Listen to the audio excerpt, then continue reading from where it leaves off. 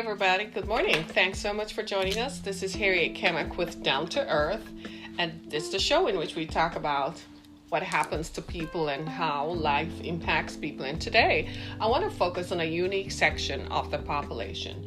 They're millennials, young people, people who have graduated high school, have graduated college, and are now struggling to find work, especially not in the field that they have studied in. I mean, how can it be that most of us know that you graduate with a degree and very rarely do you get a chance to work in that degree? Isn't that something? Very, very strange. But now we're focused on a group of young people who we sent them to school. Yeah. We sent them to college. And now, guess what? Here they are. And they can't find work. And what are some of the reasons why these happen are what we are going to explore this morning.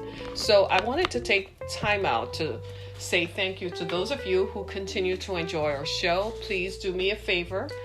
Look in your Google Play Store, download Google Podcasts, and subscribe.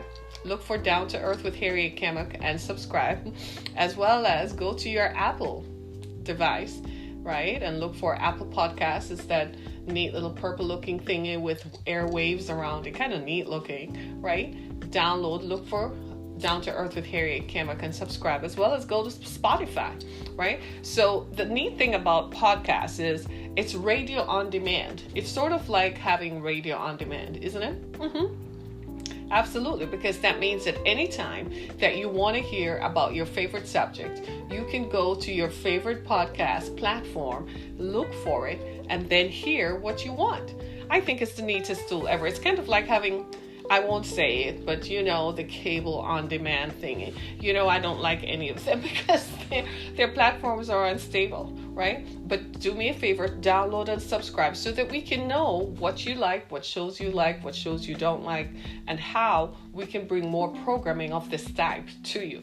And in the meantime, also go to my website, harrietkemick.com, and as well as the exodusfoundation.com, so you can enjoy more of what we do. I'm an author and speaker. I also have a shelter for human trafficking victims. Human trafficking, as you've seen recently in the news, is a big deal. It's a big deal. I don't know why I'm not talking about it this morning, but typically that's what I talk about, right?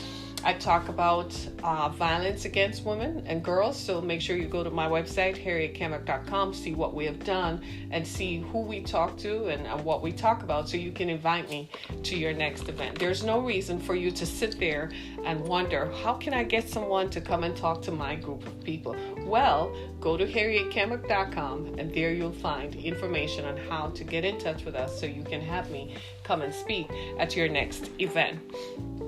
So I wanted to talk about, it just hit me that we're going to change, but I'm going to talk about that briefly. And in the next segment, we'll talk about human trafficking. But briefly, I wanted to talk about why does it seem like millennials who went to school, right?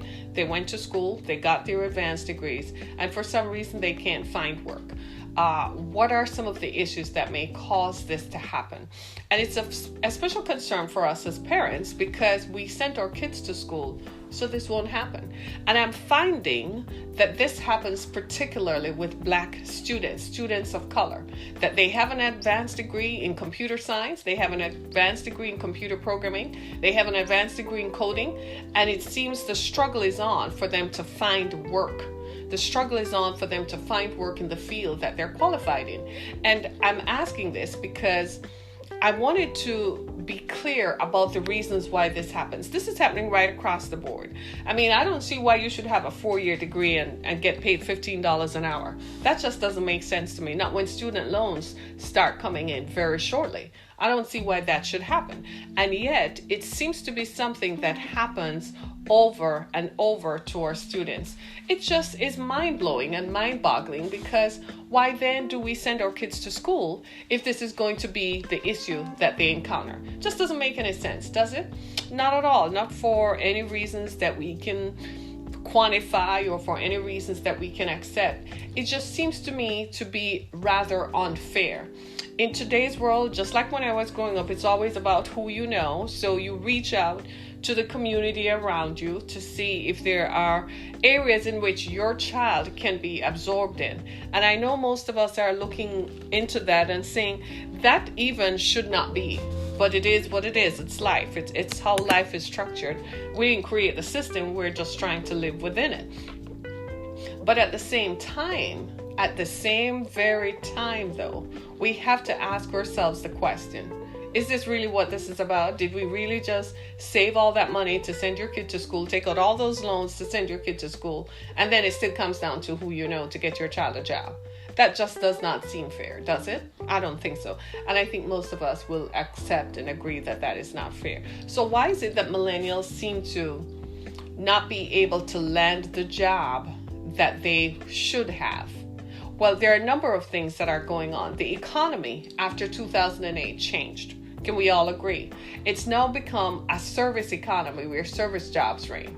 That's the first one. So the jobs that normally are automated and that operate in certain what we would consider traditional offices, those jobs evaporated. Because now with the advent of the internet and the availability of these various internet platforms, most people find that they don't need to. You can work remotely or you don't have to. The other thing that I found changed is something within people. People became amoral because once upon a time it used to be that I should provide work for someone and pay them what they're worth. People don't think like that anymore. People think like, I am the employer, I am the owner of the business, I want to exact as much profits as I can. Therefore, I am not going to pay anybody anything. Recently, my daughter went for a job interview. She just graduated law school. Notice I said law school. And they wanted to pay her $19 an hour. And I was like, that's what the people at McDonald's are striking for. So why do you have a law degree and you're expected to earn $19 an hour? Do you see what I'm saying? And she even asked the question, so why did I go to law school then? And what we're finding is that there's something called a living wage. That's something like $14.47 an hour. Or you should earn, I think it's now $15.27 an hour, that you have to work that to be able to pay rent of $7.50 per month and to be able to live.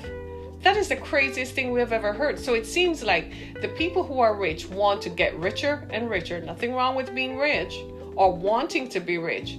But now the moral code that defined the society, that kept us together, that prevented us from being amoral people, that prevent us from being rapacious capitalists, that moral code has evaporated. It's almost as if every man is out here for himself.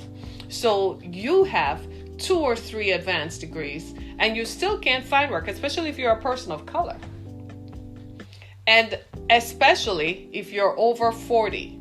So there's ageism, there's racial and color discrimination.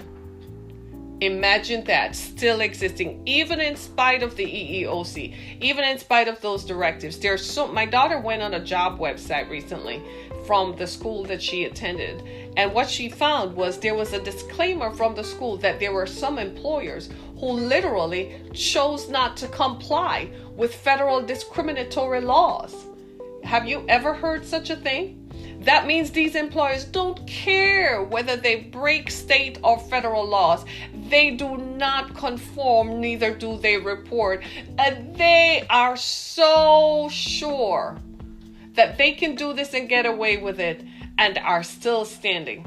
So I'm going to find that website and I'm going to call them out because this is shocking and highly discriminatory. Yes, you're a businessman, but we all have to abide by federal, state, county laws, maybe?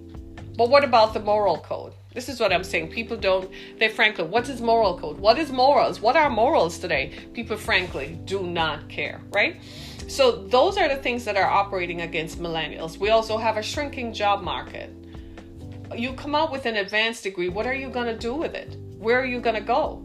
And then especially if you're a person of color, whether you're Black, Latino, Indian, or Pakistani, or of Asian descent, where are you going to go? Discrimination exists in science, it exists in medicine, it exists in law, traditional fields of law, and don't even talk about what happens on college campuses, right? You can be as qualified as anybody, you're still not going to penetrate where you need to get to. The other day I saw something on on LinkedIn that says the glass ceiling doesn't exist, and they used a young black girl who looks like a college graduate to say the glass ceiling does not exist. What you need is a mentor. And I'm like, that's a lie from the pit of hell. Stop spreading misinformation that racism and colorism does not exist. That's a lie. That's a misnomer. Racism and colorism exist. Let's all be clear. We hire people based on whether we like them. We hire people based on how they look. And people get hired based on ethnicity. Come on. Stop saying that racism and colorism does not exist. It exists. Mentoring and mentorship is important in telling people how to navigate environments once they get in. But getting in is everything. And this is why a lot of people today who have, who are wealthy and so on, especially people of color, if they have their children want to integrate in the society, they don't want to grow up to be the merchants their parents were, or have to start their own businesses like the parents did. So a lot of, they want to integrate and just be a normal person. And then they try to go into fields. They're qualified. They went to school to get educated. They're bright. They're smart. But they still get passed over for the job placement. It doesn't matter what ethnicity they are. They still get passed over. So they end up having to go back to mom and pop business and, take their ideas that they learned and make it successful to make a living. And I don't blame anybody for doing that, because why? But I am saying to young graduates out there, I am saying to you that you need to, and tell your kids, you still need to go out there and try. And especially in the field of law and politics, because law is the entryway into politics. And in order for this system to change, there's an endemic and entrenched system of institutionalized racism. In order for it to change, you've got to be on the inside. If you're not on the inside, you can't change it. Well, how are you going to get on the inside? You have to be a lawyer. You have to be a prosecutor. You have to be a judge. Do you see what I'm saying? And you have to be teaching law at college level so that you can make effective, meaningful change. So don't give up. So find different ways of doing that, right? Don't give up and don't quit. Still knocking on doors. Still go out there and apply for jobs. Even if for people of color, you sometimes have to apply 30 times before you get I think the average is you send out 20 letters before you get one. That's in sales. That's a common thing in sales. Well, send out 30, 40, or 50. You are most likely to get one response back, right? And it's like everything else, put in the effort and do it. And the other thing we have to tell our children too as they graduate is manage your expectations. In other words, don't expect now that you have been armed with an education that is validated by the white institutionalized racist system, educational system. Don't expect now that is magically going to be a panacea and a placebo to make sure you land a good job. It doesn't work like that either. It does not work like that. Okay? Manage your expectations. Know that when you go into work environments today, you're still going to be faced with gender discrimination.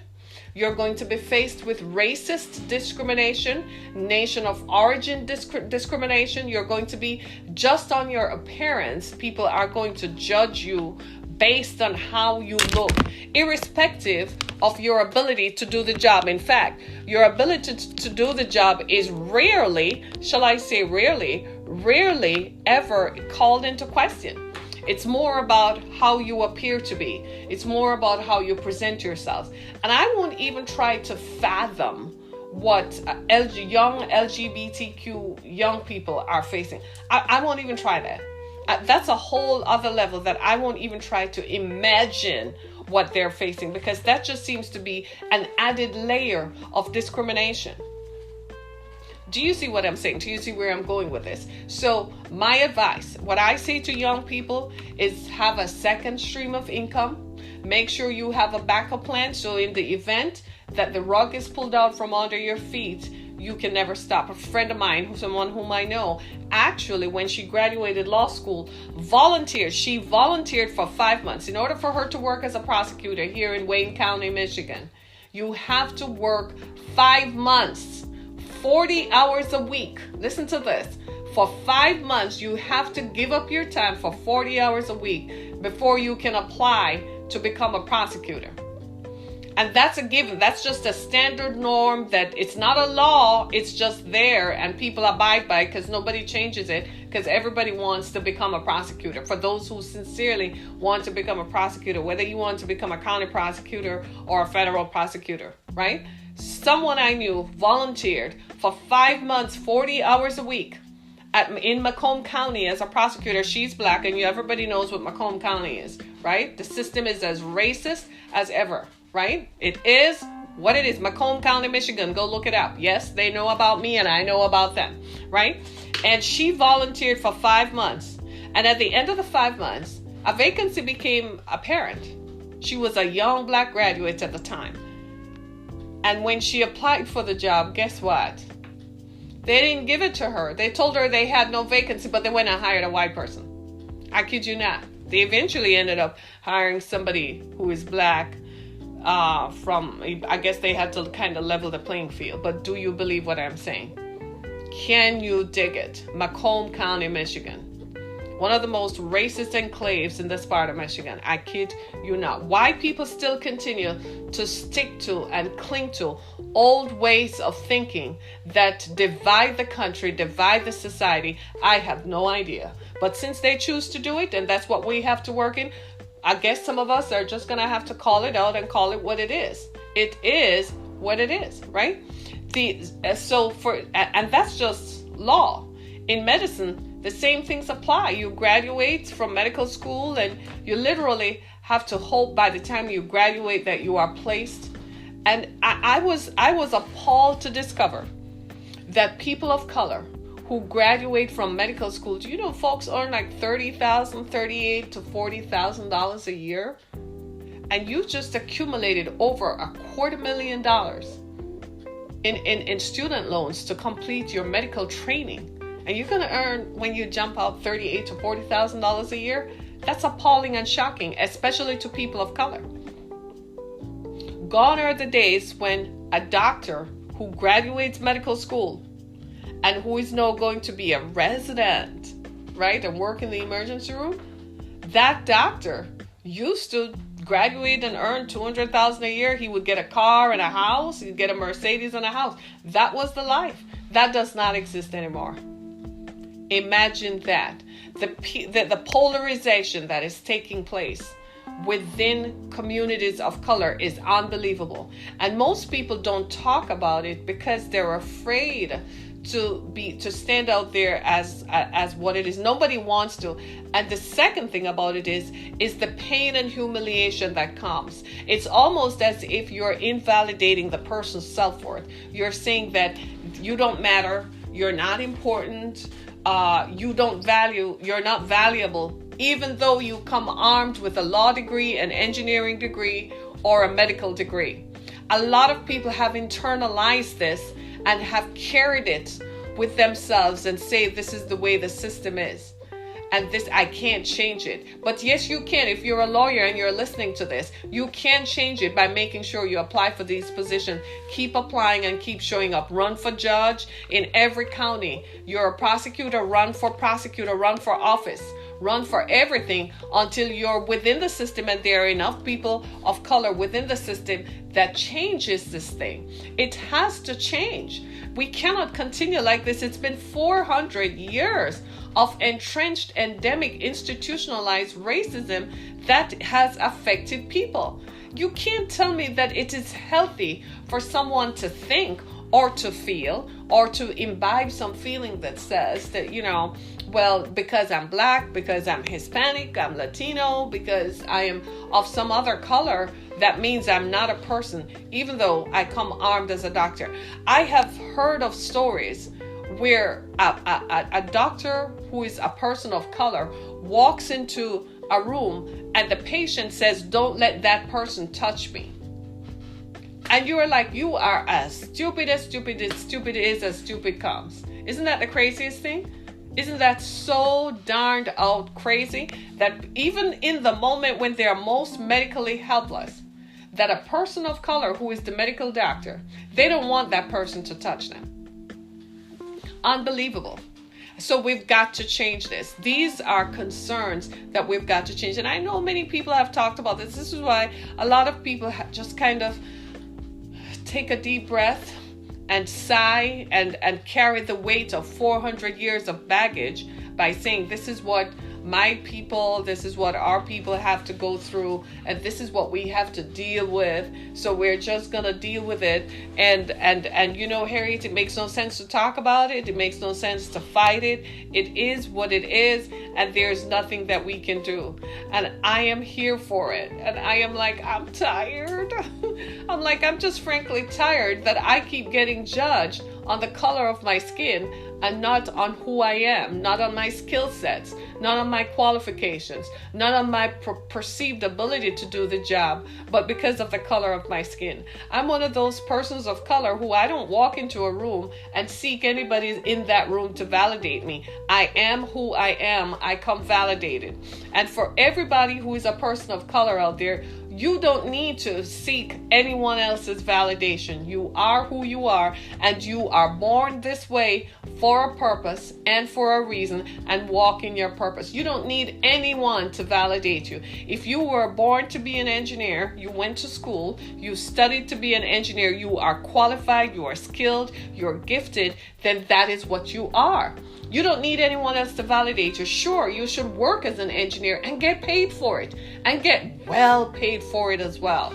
And this is why you see companies like Google and Microsoft. Have you noticed that the heads of their corporations are not white? Have you noticed that the CEOs, they're not white? You know why? They're trying to change it. As a matter of fact, the founders of Google were Russian refugees. In an age and a time when we are discriminating against people because of their nation of origin, and we're discriminating against people because they're immigrants, the founders of Google were Russian refugees. Sergey is a Russian refugee whose family came here as refugees. They had nothing. He's one of the founders of Google. Hello, somebody. The guy who runs Microsoft, Nadella, he is an Indian immigrant. We need to stop judging people based on the color of their skin, because it is skin deep. And whilst we're all grateful to be in a country that affords opportunities to minorities, at the same very time, the society needs to expand. And the society needs to change from within to allow people, especially so many people who are graduating college now. We're not going to stop talking about it. The day and time for being quiet and slinking off into a corner and just becoming, just go sit down with your 4-year degree and go rot somewhere. That day and time is over. These young people are trained, they're educated, and they deserve, and they will take, because they're the leaders of tomorrow. They are going to change the system. Might not change in my lifetime, might not change in your lifetime, but rest assured they're going to find a way to change it, because nobody is going to forget what it feels like to walk around with a master's in computer science and you're here you're getting paid $15 an hour. Yesterday, my internet service is iffy. I have Comcast. And look at my face. Right. So I called into their customer service to get some kind of relief. I've been calling about the same problem for months. The same problem for months. They say there's noise on the line. They send a tech out. They came and restarted the modem. They sent test signals out. I got the right guy yesterday. He's Indian. You know what he said? He solved the problem. He said, I don't understand why nobody ever saw that this was the problem. He fixed the problem. Haven't had the same issue since. After he fixed it, he said, now go and log on to the internet. Boom. I was on the internet immediately. He fixed the problem. Why? He had the skill set. He had the training, the knowledge, and the expertise to solve the problem. Why is he sitting at a call center with Comcast when he has a degree in computer science? The same thing, right? The colorism and racism and the xenophobia against people who are foreigners. We got to get that out of the system. I'm sorry if your ancestors told you that you deserve everything that happens here, they lied. That's not true. It's for everyone. You know why? Because everyone has contributed to it. Your ancestors were not the first ones to arrive. There were other people before. And when they came, they brought some black folks with them and enslaved them. So now it's for everyone. So everyone contributed to it. So if your son or daughter shows up for the job and my son or daughter shows up for the job, guess what? They both should get it because they both paid the price for it. It is what it is. It's time to stop looking at people. People say this to me all the time. How come you've published 3 books and I've never heard of you? I said, it's not for lack of promotion. I've been on social media for over 10 years promoting myself. I've reached out to the local media. The problem I encountered was institutionalized endemic racism. They don't like when I talk about it because the truth of the matter is, it is what it is. And I'll tell you how I proved it. 2 years ago, when I was setting up the shelter for the Exodus Foundation, human trafficking is a big problem here in Southeast Michigan. It's a nationwide problem. It's a worldwide problem, right? And it's a problem here in Southeast Michigan. So I took the initiative to set up a shelter for adult female survivors of human trafficking, those who had been taken from they were children, right? And who now, as a result of their victimhood, find themselves displaced and dislocated. So we run a 2-year program in which they come into our facility and they stay for as long as they need to. Whether that time is 3 months or 2 years, it's entirely up to them. Just somewhere they can sit for a while and figure out what their next steps are. Okay. So I called somebody and I said, I need to go talk to Channel 4 because I need the public to be aware of why we're doing what we're doing. I'm being socially responsible, right? So I'm going to let the public know that we set the shelter up and the defined population, the defined group of people that it appeals to, and why we think that it should be done. Now, I can do this because I am an expert in the field. I talk about violence against women and children. I experienced it. I've written books about it. I've talked about it. So I went to Channel 4. The local NBC channel here in Michigan, in Detroit. And the producer, one of the producers was a black guy. And he said, I don't do the evening segment. Let me introduce you to the folks who do.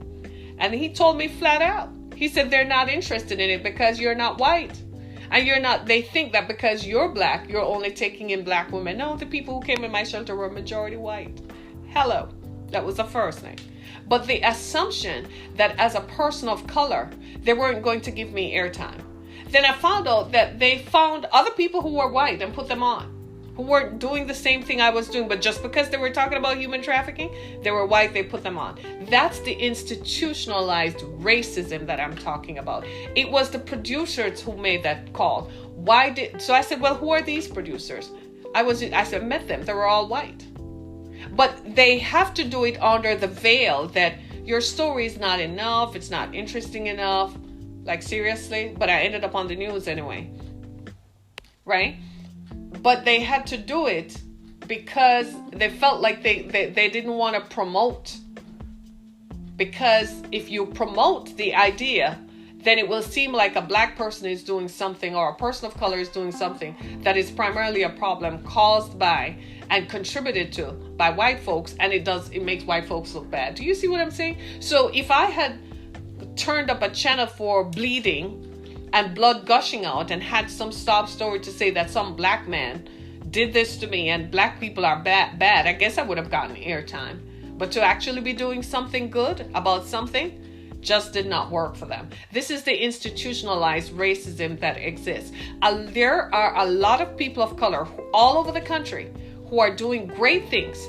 There's a woman I follow on Instagram who is a thought leader. Carol something her name is, right? She does conferences and so on. You would never know. I never even knew people of her ethnicity did that. Why? Because the media never focuses on that. And unfortunately, I don't know about most people.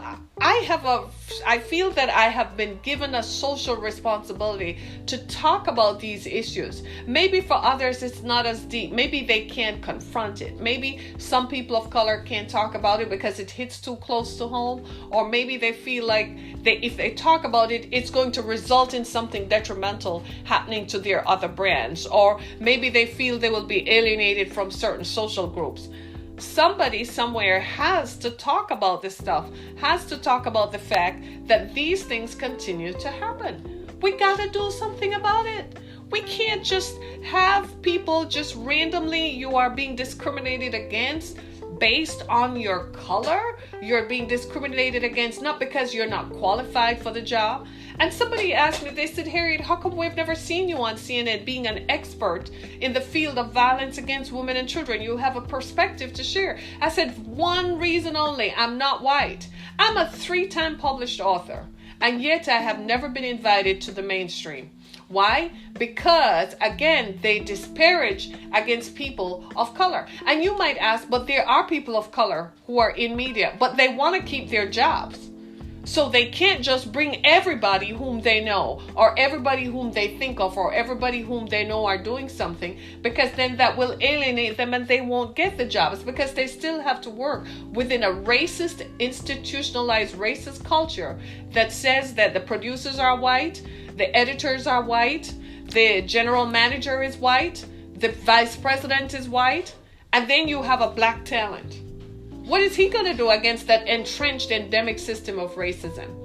And this should assure those of you who have children who are graduates and who are going out into the field of work. I know you're telling your kids, all right, son, all right, baby. What you do is you keep your head